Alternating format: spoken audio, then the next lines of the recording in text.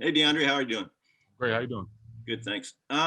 Listen, you come back after I guess it was a week off. You missed 4 games, and it doesn't really look like you missed a beat. What's the secret to keeping your rhythm during that time off? I guess maybe not to you guys, sure, but Listen, I was I was a little winded. Other than that, yeah, I mean, I always try to just stick to my game. I mean, last not last night, day before that, whatever. We just played well. I mean, I obviously came off the bench. Those guys already had it going. As obviously Pascal had a great shooting night. Trent has been playing great, phenomenal since he's been with us. So I think it was just easy for me just to get back out there. I mean, me and Malachi already have a bond, Aaron Baines. So that was just a good team effort. I was confident and comfortable as soon as I got out there. But like I said, the only thing missing like a week and a half off was just the conditioning part where I wasn't able to get on the court. But other than that, like you said, I felt good.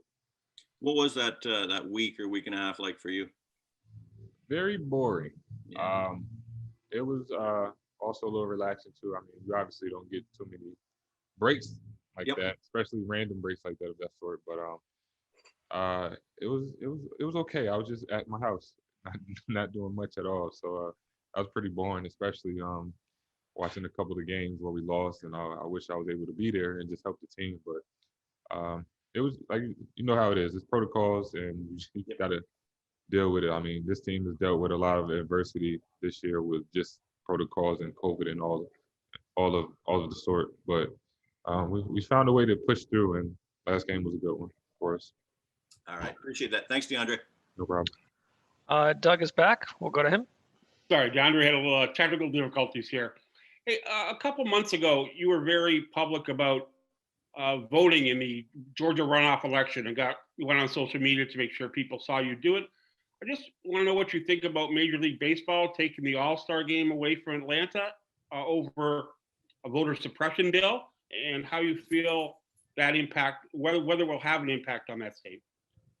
Yeah, I mean, everyone knows Atlanta is one of the major cities with race and with everything. Obviously, with MLB and Braves, of course. I think it's just something that has happened over the years, especially recent, and it's just changed. I mean, that's just something that's been pushed on everyone in the United States, where a decision is made, and you may not like the decision, or you may enjoy the decision, but either way, it's always for the better outcome. And I think it was a big step for the MLB, obviously, to just try to make something different and just look for the bigger picture. And obviously, the Atlanta Braves didn't know at the time and wasn't expecting it, obviously, because of the past history with the All-Star game. But like I said, it's something that needs to be done. I mean, we obviously all want the rights to vote and do and just voice your opinion, basically. And I think that's a good start for this. Yeah, NBA players and WNBA players especially were so integral in getting the vote out, and Georgia basically turned the United States in those runoff elections. Does that hit home a little bit more because it's the state that had such a significant impact on the country?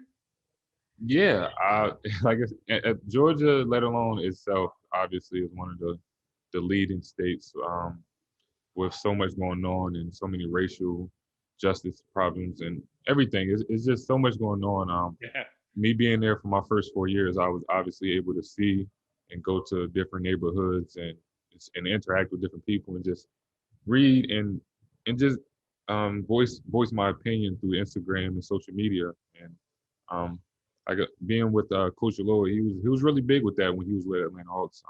He stepped into that role of just trying to show the younger guys how to voice your opinion and just try to get out there what needs to be heard. And I think that's the start of it. Great, thanks. I really appreciate the insight on that. No problem. Thank you. Thanks, Doug. We'll go to Stephen from Sportsnet. Hi, DeAndre. I was just wondering, like, how comfortable are you kind of playing point guard and kind of running the offense, and being the lead decision maker for the offense? Yeah, I'm very confident in that. I've been able to run that position before multiple times my life, my basketball career. So I'm pretty comfortable with that. I enjoy passing the ball. Obviously, everyone enjoys scoring, of course, but I enjoy setting teammates up because it just helps the team character. Everyone's on the same page when you have someone that's controlling the pace and trying to point everyone to get to the right places. So I'm pretty confident in that position. And also, sometimes I'm just put in that position. We got a few guys. Obviously, Malachi was with 905 at first, and then he came back. But Kyle was down a little bit, and it just releases some pressure, especially coming off the bench. It's just another option for Nick, and I think it just works. I'm confident in it. And like, what are your impressions of your new teammates, Gary and Ronnie? Like, I know Ronnie is hurt right now, but just your impressions of them, like kind of just interacting with them Yeah. on like in the locker room and whatnot. Yeah, I was a fan of both of them before. I've watched both of them over the years. Obviously, Gary Trent is one of the younger guys coming up, but I've seen what he's able to do.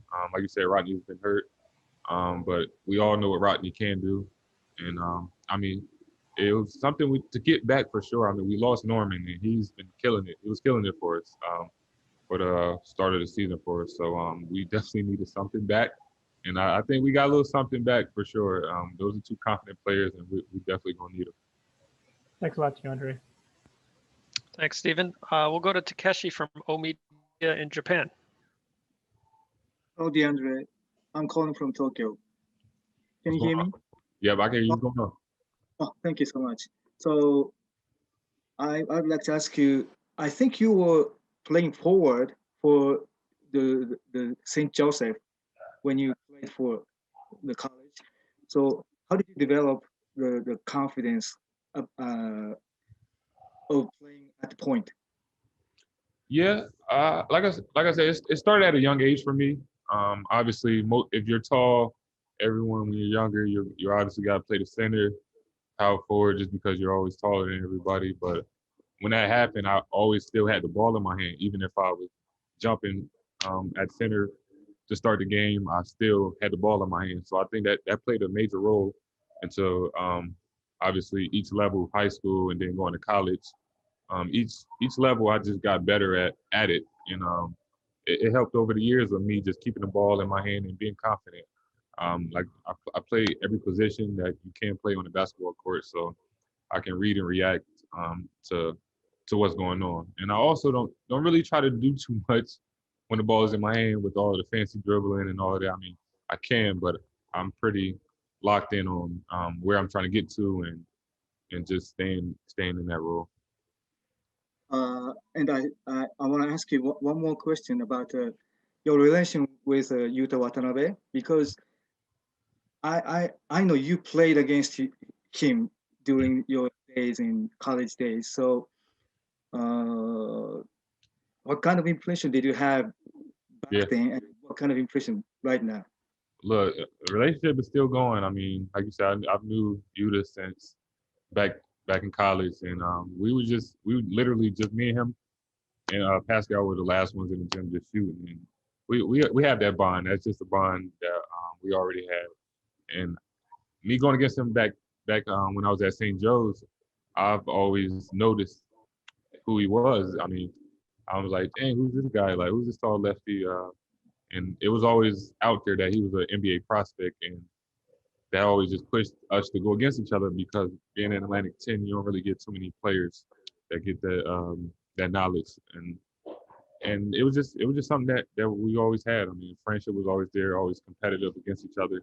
We always respected each other's game, and that's just the basketball world, and everything always works in a circle. And us being here today, we always talk about those days. Like we were literally just talking about it before I came out here, and yeah, it just helps to have people around that you knew over years and see them grow. Did you talk about that monster dunk by Anthony Edwards the other? No, we tried to delete that from our memory. But we definitely after the game, it was definitely something me and Kyle was joking on, and everybody in the locker room joked about it. I mean, that's just something that's going to happen. But yeah, we try not to look back at that dunk.